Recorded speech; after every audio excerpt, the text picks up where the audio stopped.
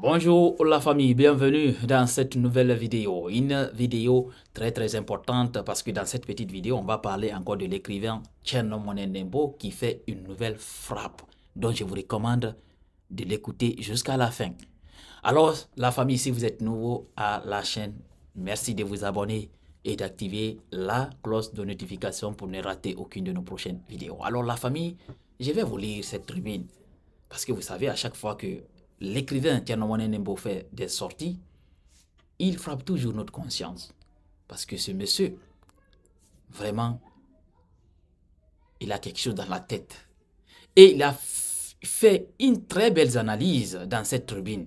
Comme toujours, vous savez, c'est quelqu'un qui n'a pas sa langue dans sa poche. À chaque fois qu'il fait des sorties, il tape fort. Alors la famille, écoutez cette tribune de Thierno Monet Nembo dont je vais vous lire tout à l'heure et surtout écoutez cette tribune jusqu'à la fin. Alors voici ce que Thierno Monet Nembo a dit dans sa petite tribune. Il dit: nous attendions des étrennes à ce début de nouvel an. C'est un cadeau empoisonné qui nous arrive. Un coup dur, un véritable crève-cœur. Ce n'est donc pas une blague. Ce 29 décembre 2024, le Mali, le Niger et le Burkina claquent la porte de la CEDEAO et jurent de ne plus vouloir y revenir. Pauvres de nous, qui croyons que l'absurde avait des limites. Même dans la tête de nos incroyables dirigeants, les idéalistes qui en ont vu d'autres survivront peut-être à cette catastrophe. L'histoire qui est filmée aujourd'hui leur laissera, quoi qu'il en soit, une maigre consolation. Une simple capture d'écran suffira pour en dénoncer les coupables aux générations futures. La bureaucratie flammarde et corrompue d'Abuja, les tontons flingueurs de Bamako, de Niamey et de Ouagadougou seront tôt ou tard convoqués à la barre pour répondre de ce qu'il faut bien appeler une tragique querelle de famille. Ces dirigeants mal inspirés, ces briseurs de rêves seront tous condamnés par l'histoire, quel que soit leur degré de responsabilité. En parlant des dirigeants, les juntes du Mali, Burkina et Niger. Alors, il dit, c'est la preuve encore une fois que la guerre des frères est la plus atroce des guerres. On ne se contente pas de s'étriper. On brûle aussi la maison du Père. Pourquoi, mon Dieu? Pour quelques médailles, pour quelques dollars de plus. Plus plausiblement, pour absurdes considérations extérieures. Faut-il croire que nous sommes des tirailleurs dans l'âme et que nous serons pour toujours les braves caporaux de la guerre des autres? Cette fois-ci, même menés sur notre territoire, qui plus est. Alors, à qui profite le crime? Certainement pas à l'Afrique et aux Africains. Il est de bon ton aujourd'hui pour les nationalistes de façade de se gargariser de souverainisme et de panafricanisme. Le souverainisme et le panafricanisme, tout le monde en veut, mais pas de cette manière-là. Nous ne parviendrons jamais à les mettre en œuvre, en nous tournant le dos ou en nous crêpant le chignon. L'histoire est là. Nous sommes mieux placés que les autres pour mesurer les conséquences de la division. Cet art génétique à l'origine de tous nos malheurs. Le souverainisme et le panafricanisme ne se limitent pas aux banderoles et aux slogans. Nous les aurions déjà parachevés. Sinon, Le panafricanisme et le souverainisme, ça se construit avec les briques de l'esprit de famille, avec la trielle de la responsabilité. Briser la CEDEAO ne fera avancer personne d'entre nous. C'est bien au contraire. Ouvrir la boîte de Pandore, c'est multiplier par 10 tous les maux qui nous accablent.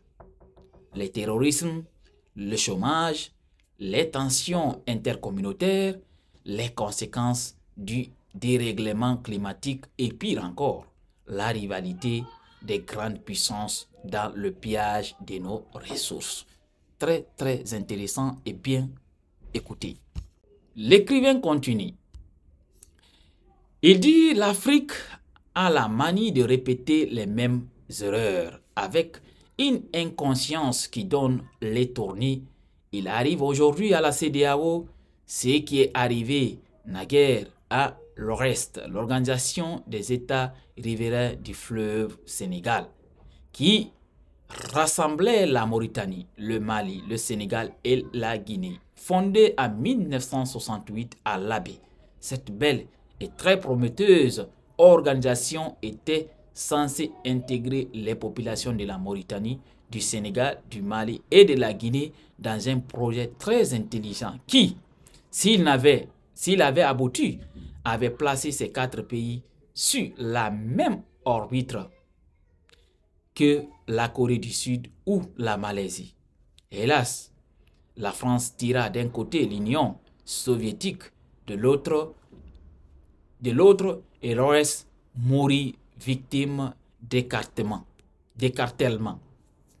En 1987, je me retrouvais avec mon défunt compatriote William Sensive à la Villa Silly de l'Abbé, où Sékou Touré aimait confier ses hôtes. 19 ans après, la pimpante demeure était au bord de la ruine. À présent, les jeunes de la villa s'y retrouvaient le samedi soir pour danser le reggae. Ce soir-là, Sensible me demanda de regarder en pointant du doigt le sol. Je me penchai vers la plaque commémorative sur laquelle sautillaient les danseurs et lui. C'est ici que le 24 mars 1968 fut créé l'Orest. C'était signé Mokhtar Ould Dada, Modibo Keïta, Léopold Sédar Senghor et Ahmed Sékou Touré. Cette plaque, les victimes des malheureux événements qui ont endeuillé la frontière sénégalo-mauritanienne en 1989 ne l'ont pas vue. Heureusement, elle serait morte une seconde fois.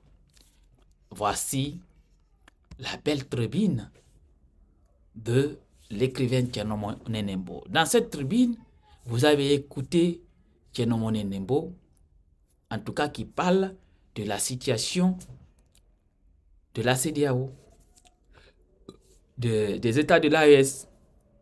Parce que vous ne pouvez pas s'en savoir, l'AES est composé de 3 pays.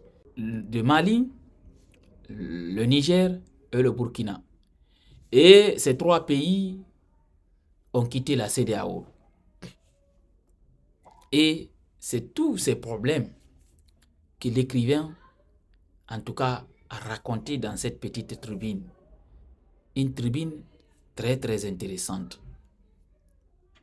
Parce que, si vous avez bien compris, la tribune de l'écrivain, c'est quelqu'un qui n'est pas du tout pour des gens qui prônent la fête du panafricanisme, mais qui n'apportent rien, sauf des paroles dans la bouche. Si vous écoutez la tribune, c'est quelqu'un qui n'apprécie pas du tout le retrait des pays de l'AES dans la CEDEAO, parce que selon lui, ce n'est pas la solution. Ce n'est pas la solution. Mais aussi, il faut comprendre une chose, c'est que le retrait de ces pays dans la CEDEAO elle-même a sa grande part de responsabilité, parce qu'il faut le dire. Oui, la CEDEAO a sa grande part de responsabilité dans le retrait de ces pays de la CEDEAO. Parce que la CEDEAO n'a jamais été aux côtés des peuples. La CEDEAO a toujours été aux côtés des populations, des dirigeants. Il n'est jamais présent au moment où la population a besoin d'elle. C'est toujours une communauté qui n'apporte rien, en tout cas, au peuple. Mais c'est une communauté, une organisation qui s'arrange entre eux dirigeants là-bas. Parce que d'abord, l'erreur a été commise dans l'organisation de cette CEDEAO, c'est d'abord, l'organisation est composée seulement des chefs d'État. C'est là où il y a une grosse erreur. Normalement, la CEDEAO devrait être composée des activistes de la société civile, au fait des acteurs politiques, mais pas les chefs de l'État. Parce qu'ils ne vont jamais prendre des décisions contre les amis chefs de l'État. Ils ne vont jamais le faire. C'est là où il y a le problème. Alors, ça fait mal quand même de voir ces pays partis de la CEDEAO. Et moi, je vous dis ici aujourd'hui, ça ne va pas être les derniers pays à quitter la CEDEAO. Beaucoup de pays vont quitter la CEDEAO. Si cette organisation ne fait pas attention, beaucoup de pays vont la quitter. Parce que vous ne pouvez pas s'en savoir. La Mauritanie était dans la CEDEAO, mais elle a quitté. Et 3 autres pays ont quitté. Niger, Burkina, Mali. Sont partis. Ils ont même créé leur organisation appelée l'AES. Alors, c'est très bien d'écouter cette tribune de l'écrivain Thierno Monet Nembo. Alors la famille, partagez la petite vidéo au maximum. On se reprend bientôt pour une nouvelle autre vidéo pour décrypter d'autres actualités de notre pays.